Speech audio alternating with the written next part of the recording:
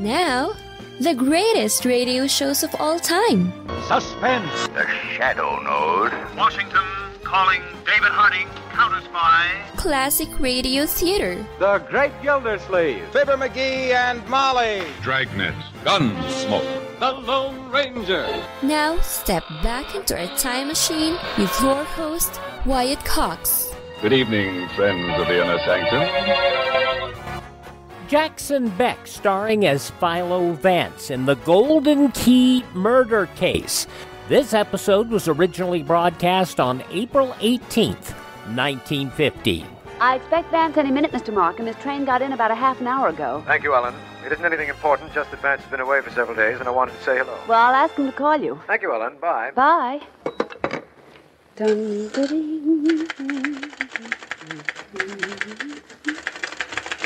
Oh, dear. Let's see. Now, notes on the nylon murder case. It was merely a matter of... Hello there, Ellen. Vance! Well, fine reception. A man's been away for 3 days, and all his favorite secretary can say to him is Vance. Well, give a gal time. And remember, I didn't just say Vance. I said Vance. If you're such a good private investigator, you should know what it means when I put my voice in capital letters. I accept your apology. Apology? All right, Ellen, let's forget the whole thing. What's been happening while I was away? Mr. Markham just called. Want to call him back? In a moment or so. Anything interesting in the mail? No, just the usual stuff. Oh, except this. It came in the mail yesterday. What is it? It's a key, Vance, a golden key. Nothing came with it. No letter, nothing at all. Just a golden key in an envelope addressed to you. Unusual, but not particularly interesting. Will you get Mr. Markham for me? I'll be in my private office. I certainly will. Your office might be a little dusty. I haven't been in there. Ellen, come here. What is it? What's the matter? Oh, nothing very much. Except there's a dead man sitting at my desk. What? And in his hand is another of those golden keys.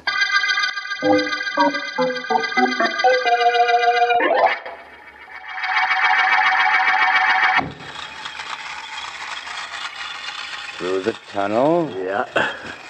Up the little grade. Through the signal. How do you like my trains, Billy? Gee, boss, I don't know what to say.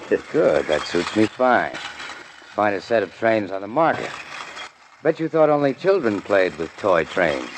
Gee, boss, I don't know what I thought. It doesn't matter. What have you done about the assignment I gave you, Billy?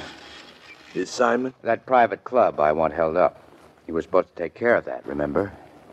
Gee, boss, I didn't know I was supposed to remember.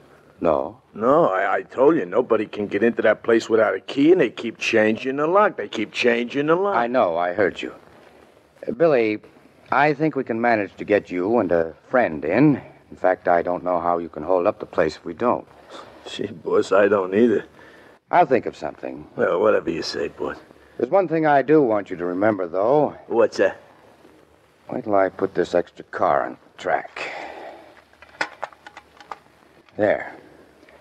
Now, Billy, if anybody gets in your way while you're carrying out the assignment... Yeah? See what's going to happen to this train? Yeah, I see. Well, see that happens to anybody that gets in your way.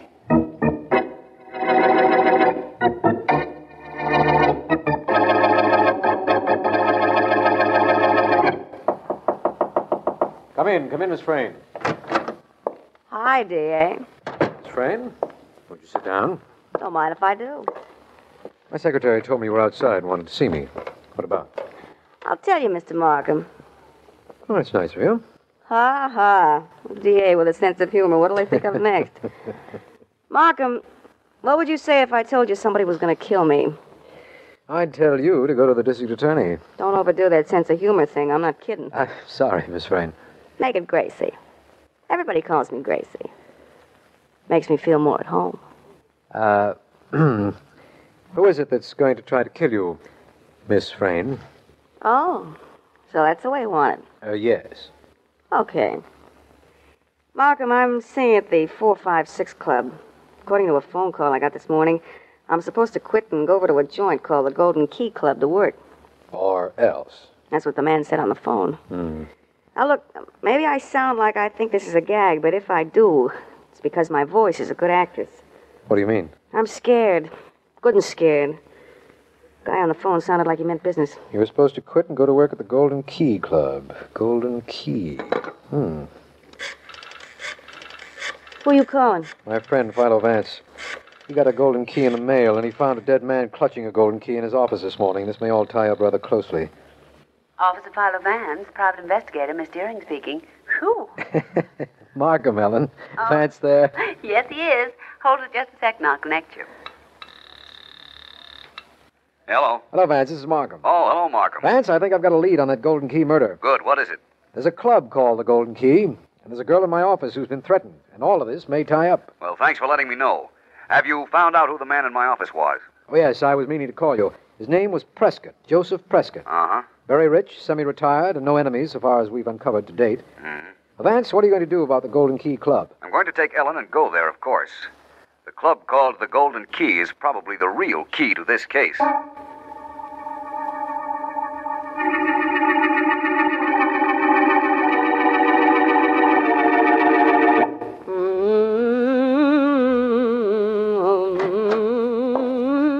Very pretty. Who said you could come in my dressing room? Who said I couldn't, Gracie? Go run along home and play with your toy trains. Well, I got a show to do in a couple of minutes, and I haven't opened up yet. what happened this afternoon, Gracie? I did what you told me. I went to the district attorney, put on a big act about what would happen to me if I didn't quit singing here and go over to the Golden Key Club. That's what I was supposed to do, isn't it? How good did you make your story? I'm a performer, ain't I? I did great. Not too scared. At first, that is. Go on. Clowning a little about it so it would sound like the McCoy. Then I stuck it out. You were a good girl, Gracie. You've helped me a lot. What was the idea of choking me? What's the big idea? I said you were a good girl, Gracie. You did what you were told. Yeah. That was just to teach you what would happen if you ever changed.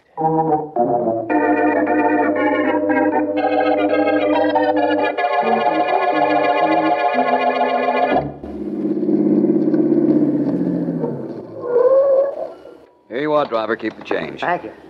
Just a second, Ellen. I'll help you out. Thank you, Vance. There we are.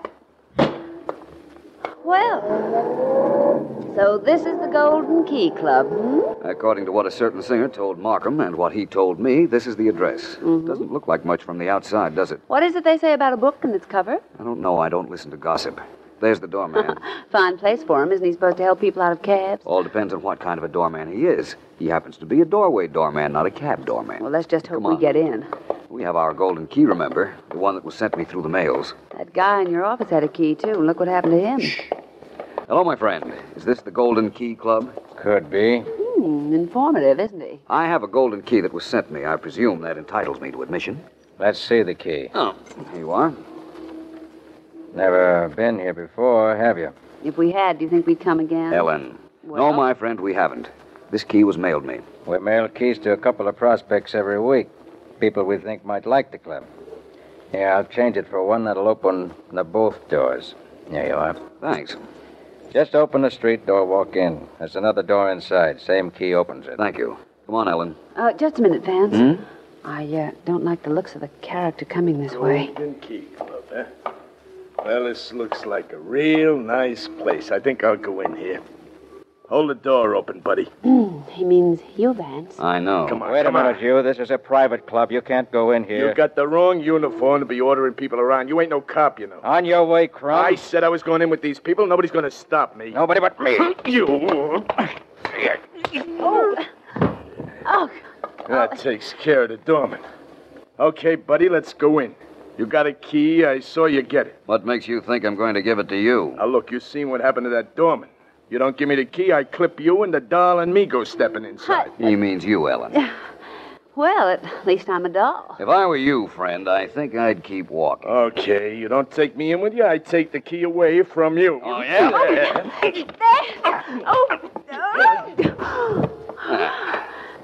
Nice work, Vance. Thank you. Good thing this place is on a side street, or you'd have a crowd cheering for you. The only applause I want is yours, Ellen. Why? Well, there's nothing to stop us now. Let's go in. Oh, let's not. Let's make it some other time. After what happened out here, how can what goes on inside be anything but dull?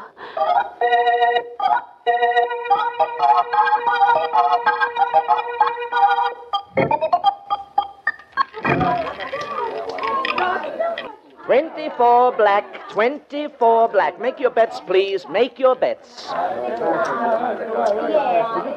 How's it going, Tommy? Oh, good, Mr. Maley. Golden Key is sure doing business tonight. I know, but how are we doing? About even. Some of the suckers are getting lucky. Well, stop. Everybody got their bets down. Let's go, please. All right, Tommy, watch it. And keep watching it. Leave it to me. The number is 3, and black again. Number 3, black. Make your bets, please. I'll be in my office, Tommy. Call me if anything happens. Yes, sir, Mr. Maley. All right, folks. Make your bets. Pick your number and make your bets. Please make your bets. Everybody stand right where you are. Nobody move. Stick up. Everybody stay where you are and shut up. My friend and me ain't carrying these guns because we need exercise. That's better. Now, all of you turn around and face the wall. That means everybody. You're being smart, very smart. You. Huh? You who was working a roulette wheel. You mean me? Yeah, you. Go through everybody's pockets and throw everything you find on that dice table. Dough, watches, jewelry, everything. And make it quick. Well, My enemy ain't got all day. No, not me, Bud. You got the wrong... Oh, I guess he didn't have the wrong guy after all. All right, shut up. Shut up, you hear, and stay that way. Or you all get what this guy got. Now, everybody, empty your pockets. That goes for you dames, too. Throw your handbags on that table and step on it. That shows I ain't kidding. Hurry up, get up that dough.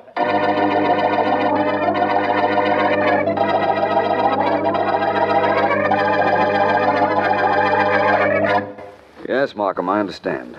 Shortly after I was at the Golden Key Club, there was a holdup and a man was killed. An employee of the club, Vance. There must have been thousands of dollars lost in the robbery, too. It seems to me this all ties in with the murdered man I found in my office and the girl singer who came to see you, Markham. Other than the fact that a golden key is concerned, I don't see the connection. Neither do I at the moment, but I guarantee there is one.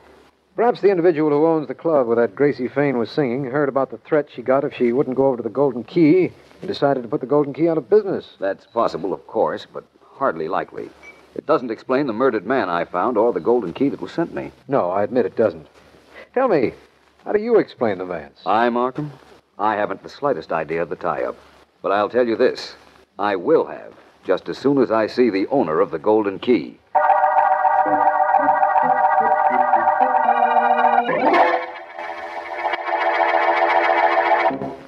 April 18th, 1950, Philo Vance on Classic Radio Theater with Wyatt Cox.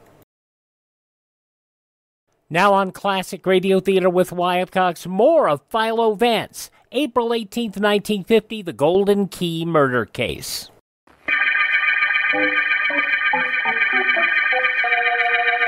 This is District Attorney Markham. The Golden Key murder case opened in Philo Vance's office with the finding of the body of a man, a golden key clutched in his hand. A girl singer told me about a club called the Golden Key and a threat she had received. And only a few hours ago, 2 unknown men held up the club and robbed everyone present after shooting an employee. Vance has gone to see the owner of the Golden Key Club, a man known to us as Al Maley, and is probably... Is this an official interrogation, Vance? That remains to be seen, Maley. What I want from you is some information. What kind of information? The district attorney seems to think that your efforts to get a singer named Gracie Frayne to work at the Golden Key might be the reason your club was held up. My efforts to get who? A singer named Gracie Frayne. Didn't you threaten her if she wouldn't come to work for you? I never even heard of her. That makes a difference in Markham's theory, if you're telling the truth. Why, of course I am. You do have somebody who dislikes you, don't you? Doesn't everybody? I'm not talking to everybody at Now, the moment. Look, Vance, I run a gambling joint. That isn't exactly legal. I made a couple of enemies. One of them a character named David Wagner. Know him? No, but I will. He's an operator. But he's been a little too quiet lately. Stays home and plays with his toy trains all the time, I hear. Oh? Tell me 2 more things, Maley. Did you send me a golden key the other day? Do I look silly enough to have done that? No, you don't. Thank you. One other question. Did you know Joseph Prescott? The man I read about who was found dead in your office? Yeah, I knew him. Anything else? No, my friend. That is, for now.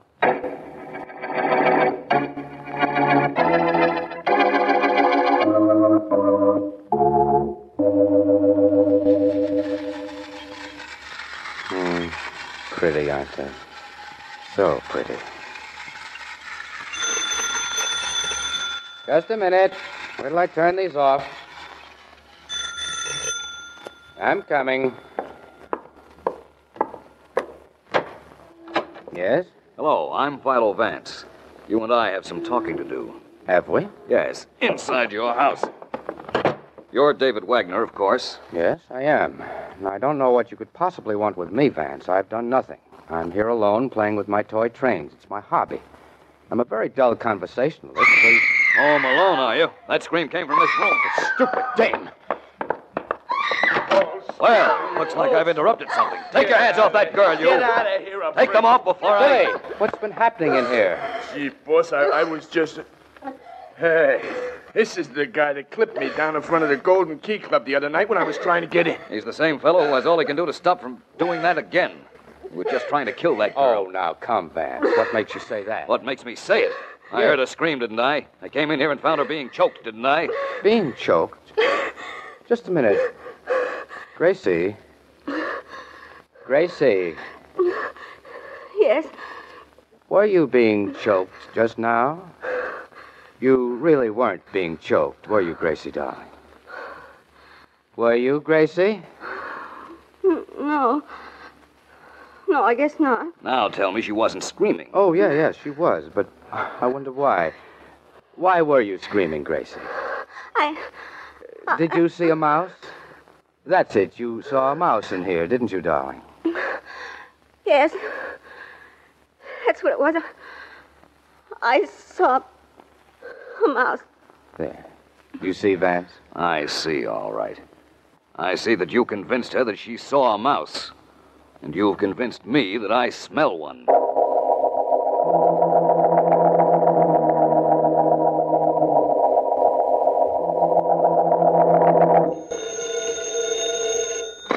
Officer Philo Vance, Never mind whole routine, Ellen. This is Markham. Hi, D.A., and thanks for interrupting. No trouble at all, Ellen. Is Vance there? No, he isn't. Called a little while ago and told me that he had just left a pretty smooth article named David Wagner. Wagner? Who's he? Well, all Vance said was that he was smooth, he played with electric trains, and that he is the vital man in this Golden Key murder case. Well, that's something. Where's Vance now? He went back to the Golden Key Club, but he wants you to stay away, and that includes me, too. He said he'd phone here in a half an hour with some very special instructions. Let me know what they are, will you? Mm-hmm. That is, if they concern me. Sure thing, and they'll concern you all right. Vance sounded as if he knew something. If he knew something, Ellen, that's all I want to know.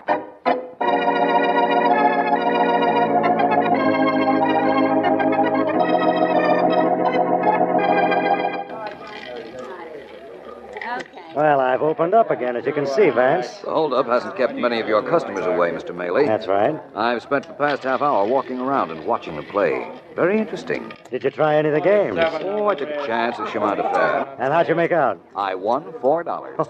Oh, remind me to fire the dealer. He's probably so remorseful he'll quit. Mr. Maley, where's your doorman? In my office.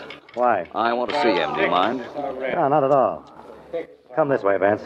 Mr. Maley, I have an idea that if I can get proof that your friend, David Wagner, had this place held up, I'll also be able to convict him of the murder of the man in my office. Really? Yes. In here, Vance. It's all right, Joe. All right. This is Philo Vance, Joe. The doorman you asked about, Vance. Oh, yes, I remember him. How are you, Joe? I live. If you can call it that. I can. Mr. Maley, I want from you a list of people who have received golden keys from you. All right. We keep files and records. Good. From you, Joe, I want to know what happened the night those hold-up men... I'm being cheated, and I won't stand for it. Please, Mrs. West. I won't. I tell you, this place is crooked. I've lost $1,000 in the past hour. Now, one moment, please, Now, Mrs. look West. here, I'm Mike. sure everything can be straightened out satisfactorily. Look. Would you wait just a moment? I want my money back, Mr. Maley. I want it back, or I'm going straight You'll to have to excuse this, Vance. I'm sorry it happened. You know, of course, that we have no crooked games. On the contrary, Mr. Maley, I don't know that at all. The woman is perfectly right. Your games are crooked. I noticed that myself. But I can't worry about it right now. I'm much more concerned with a murder case which is just begging to be closed.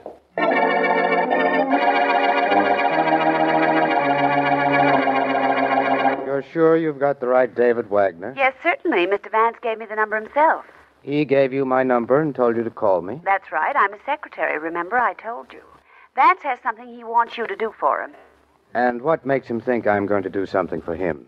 He figured you'd say that. Oh, he did? Yes, he did. He said to me, Ellen, if Mr. Wagner wants to know why I think he'll do as I ask, just ask him one other thing. And what's that? Vance said to ask, don't you think you'd better? And the conclusion of Philo Vance and the Golden Key murder case from April 18th, 1950 follows these words from your favorite radio station. You're listening to Classic Radio Theater with me, Wyatt Cox.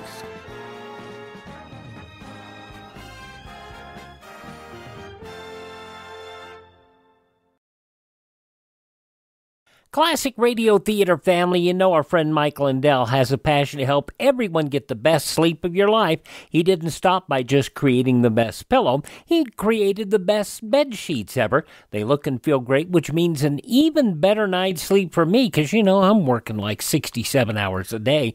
Now, Mike's offering the best deal on his Giza Dreams bed sheets ever. You can get a set of Giza sheets for as low as $29.98. You'll never want to sleep on anything else once you slept on a set of Giza Dream sheets. A special offer for you right now. You can get a set of Giza sheets for as low as $29.98. Call 1-800-928-4715. Use the promo code Wyatt. Or go to mypillow.com, use the promo code Wyatt. It's good on anything on the website. That number again, 1-800-928-4715. Use my promo code Wyatt.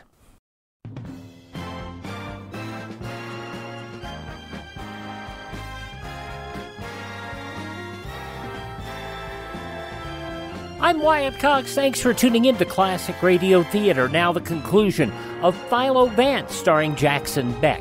April 18th, 1950, the Golden Key murder case.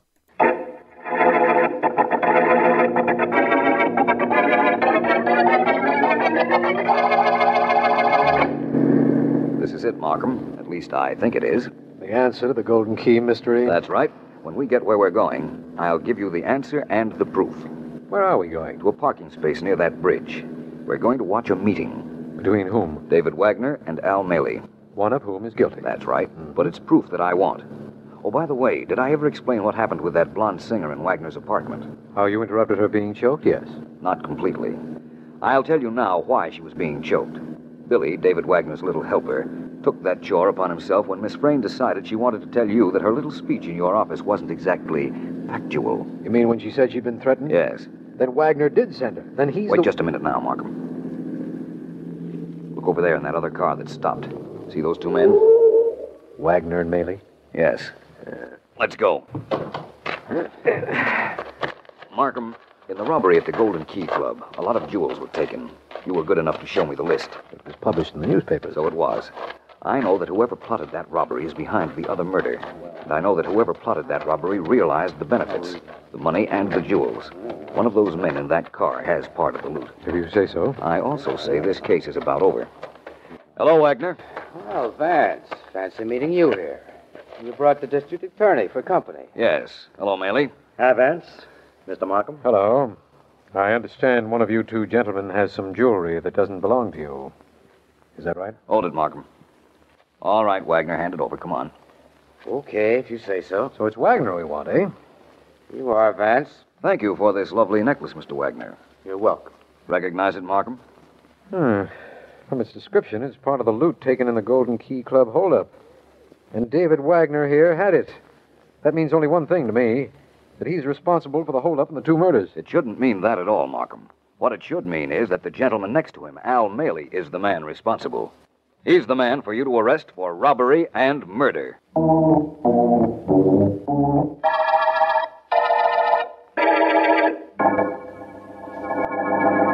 Well, Markham, it's time for me to tell you this complete story. Do I sound expansive enough? Yes, I imagine so. Do I sound attentive enough? Definitely. Here goes. First of all, we had the murder in my office, the murder of Joseph Prescott. I'll clear that up now. Procrastination will get you nowhere, Vance. Yes, I know. Prescott had 2 golden keys, Markham. Al Maley's records show he issued 2 to him. Well? Prescott mailed me 1 key, then came to my office with his other one in his hand to prove to me that he had sent me the first one. Reasonable enough. Al Maley killed him in your office? Yes, while my secretary was in the hall somewhere, Prescott waited in my office. Maley had followed him there and killed him. Why? Because Maley's Golden Key Club was a crooked gambling place.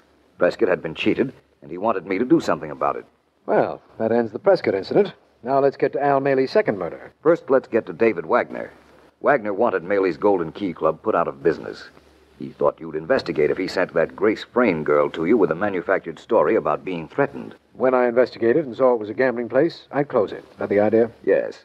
In the event that that plan failed, Wagner intended to hold up the place. But Maley held up his own club. We know that now. But how did you know it? I had Ellen call David Wagner and enlist his help. He called Maley and arranged the meeting, which you and I interrupted. You see, Wagner told Maley that he knew Maley had held up his own club. And Wagner said he wanted the diamond necklace as his reward for keeping quiet. Exactly. Mm-hmm. That's how Wagner happened to have had the necklace when we came along. But don't you see, Markham, the mere fact that Maley had the necklace, part of the loot taken in the holdup of his club, proved he was responsible for the holdup. Of course. What put you on the track of Maley, Vance? A lot of things. 1, he was running a crooked gambling club. 2, it would have been almost impossible for any stick-up men to get into that club without keys.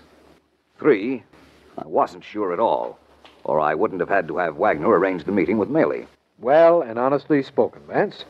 It was an inside job, all right, with Al Maley right in the middle of that inside. Yes, Markham, he's in the middle, but we're at the end of the Golden Key murder case.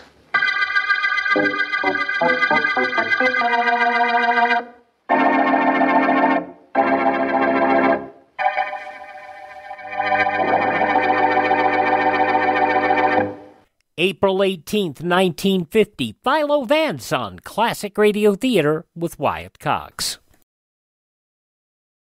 Got a couple of notes from you listeners saying that you have actually enjoyed this show, so I tried to bring it up. I don't have a lot of episodes. Well, let me bring this to you. An episode of The Adventures of Jungle Jim. This episode was originally broadcast all the way back to April 18th, 1936.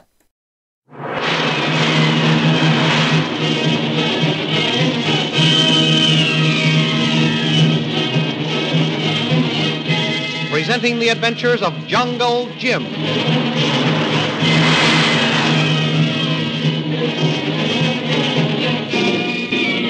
Last week, Jungle Jim notified the hotel manager of the mysterious shooting of the Chinese messenger Lo Tung and assured him that if the authorities had any questions, they could find him at his camp just outside the town. As Jim neared his camp, an airplane roared over his head and landed close to his tent. When he reached it, Shanghai Lil, dressed in flying togs, was waiting to talk to him. The thrilling adventures of Jungle Jim are pictured each Sunday in the Comic Weekly, the world's greatest pictorial supplement of humor and adventure. The Comic Weekly, each page printed in full colors, is distributed everywhere as an integral part of your Hearst Sunday newspaper.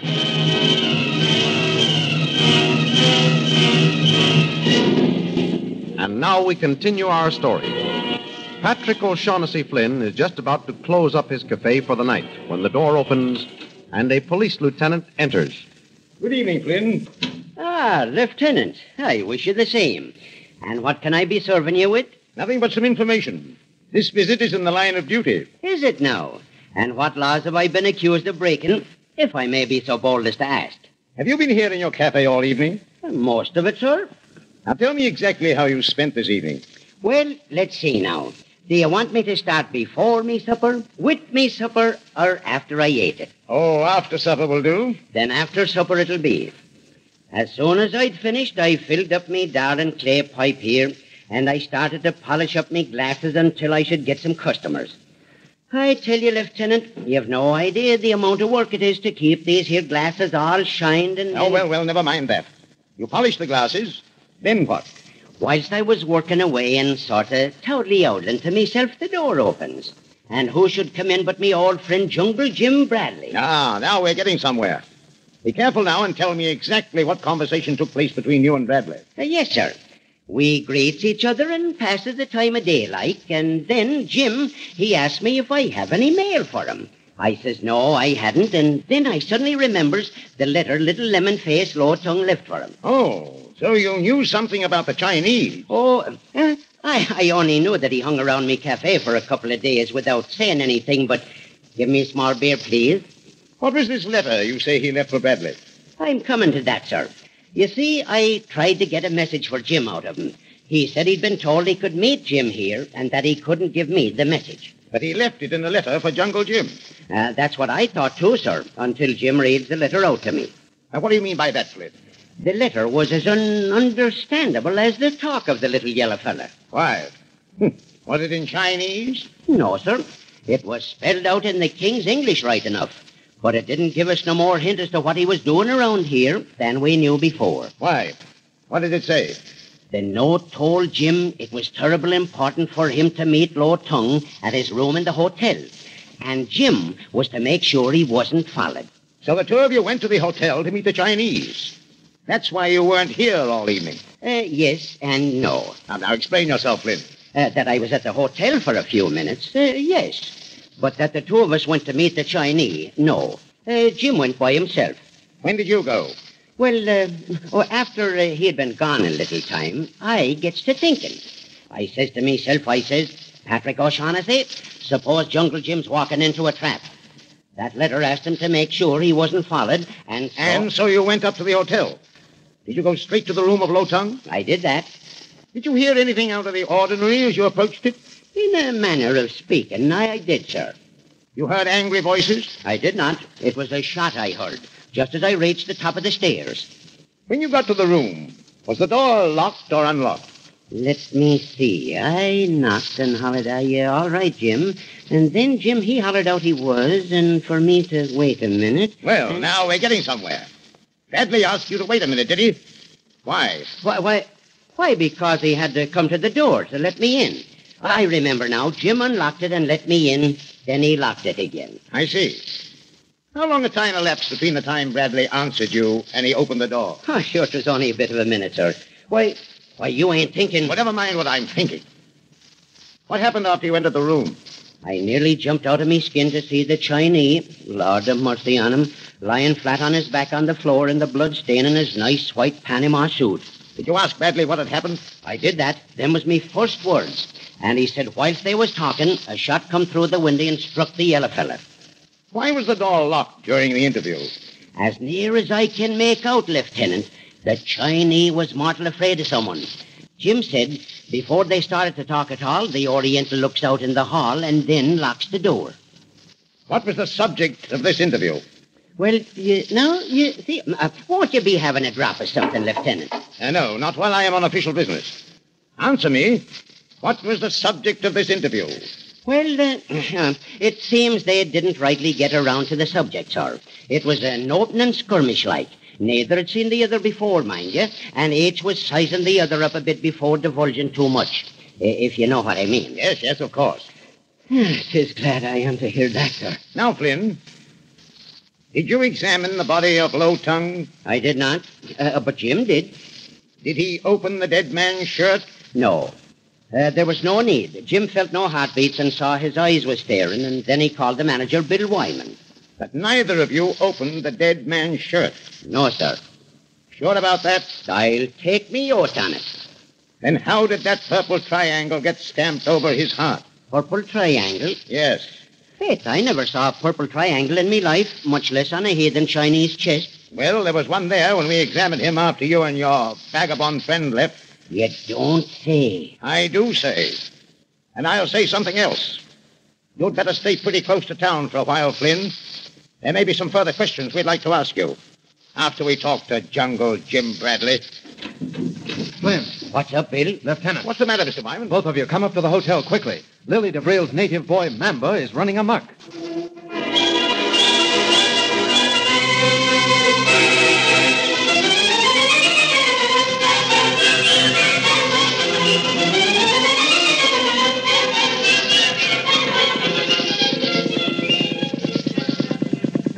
Meanwhile, the little motorboat of the Reverend Chalmers makes its way down the river toward Burawani.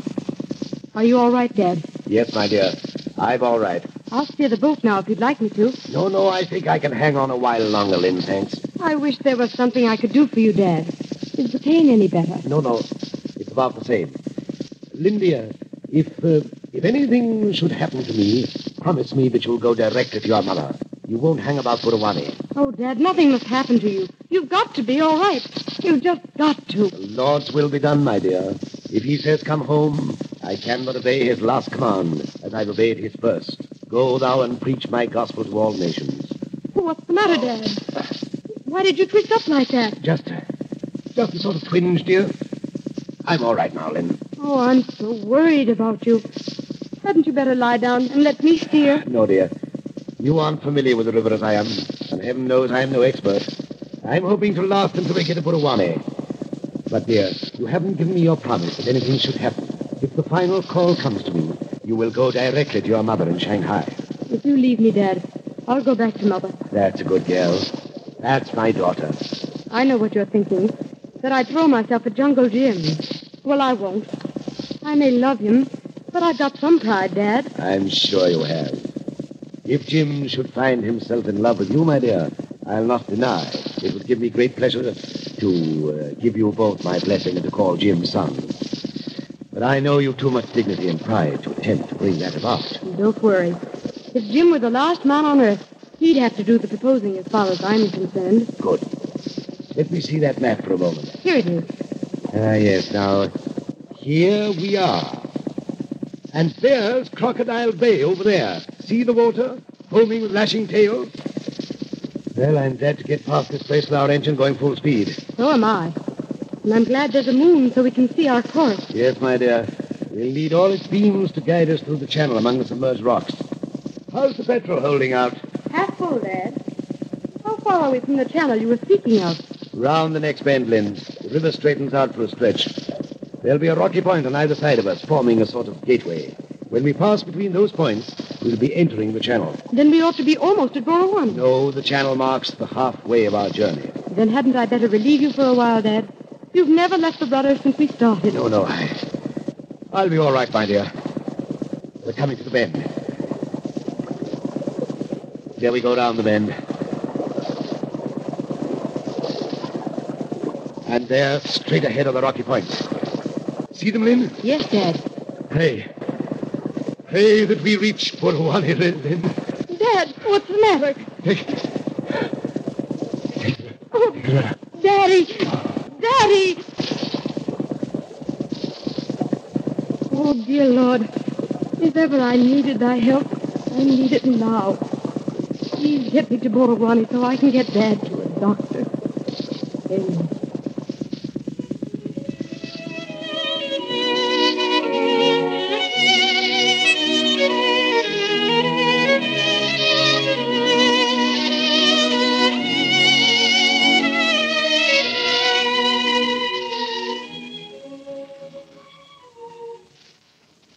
Puzzled by the mysterious murder of the Chinese messenger Lo Tung, Jungle Jim has enough on his mind without being bothered by Shanghai Lil, whom he found waiting at his camp. So he stalks into his tent, and after lighting the lamp, gets out his favorite pipe. Lil follows him into the tent. Well, you might ask a lady to sit down. Sit down if you like. You might be more gracious. But perhaps it's the surprise of seeing me here. To say I'm surprised at finding you here would be putting it mildly. Well, what can I do for you now? Oh, you can't do anything for me, Jim. This time I'm doing you a favor. Don't make me laugh, Lil. If you're going to laugh, do it while you can. I came to warn you, Jim. Your life is in great danger. My life is usually in danger. What of it? This is a special danger, Jim.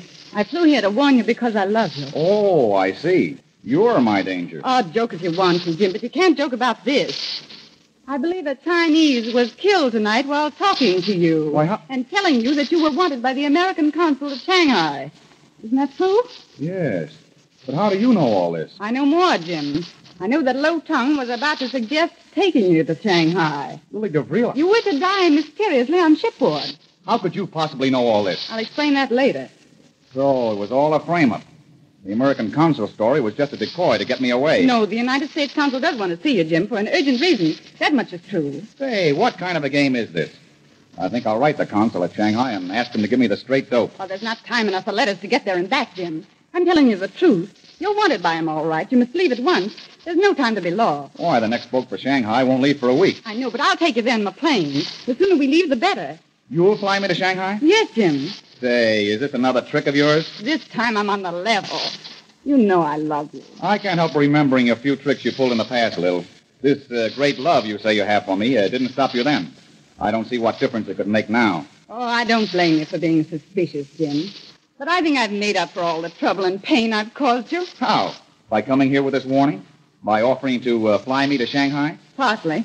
But for a greater reason than either of these. Well, what's this great atonement of yours, Lil? I think it will prove I'm on the level. And it will explain how I know what happened tonight. Well? Jim, Low Tongue was shocked at my request. Will Jungle Jim fly with Lily DeVrilles to the American consul at Shanghai? The exciting adventures you have just heard dramatized are pictured in full-color action pictures in the current issue of the Comic Weekly, the big Comic Weekly distributed with your Hearst Sunday newspaper everywhere. A new feature is now presented each week. It is called Heroes of American History and picturizes the careers of great men and women in the story of our country. There is also all of the famous characters who live in the world of color pictures, bringing up Father, Skippy, the Little King, Barney Google, the Katzenjammer Kids, and many, many others. Don't forget our date next week, same time, same station, for a continuation of the adventures of Jungle Jim.